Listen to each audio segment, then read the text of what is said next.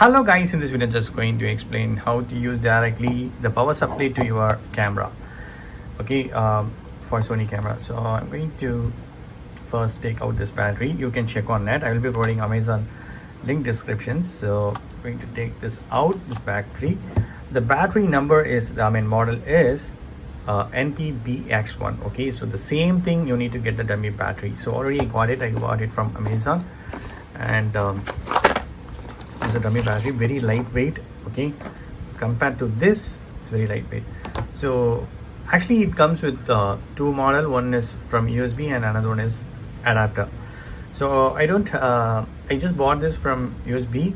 So directly you can connect it to PC to get the power supply, or you can use like this. Okay, I tried direct, I plugged it directly into the current, but it was not working. Example, this one, so I feel it's already buzzed. Okay, and if I open right, so it's actually turned on. Okay, if you see the battery power right, easily it will be drained. Okay, if I are going to use it in PC, now I'm going to turn it off and I'm going to take it out, and now I'm going to use this. Do not use directly, do not plug directly. Okay, use like this adapter, like your computer laptop adapter. And okay, that should be the click sound. Only thing is we need not to close this properly, that's why.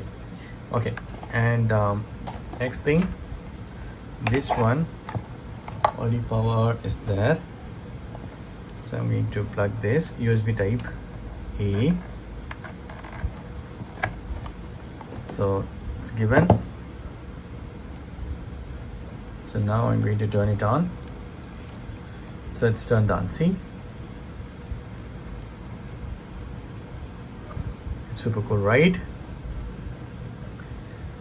So guys, so this is the way you can use the dummy battery, guys. So you need to check the model. So basically you need to check the model.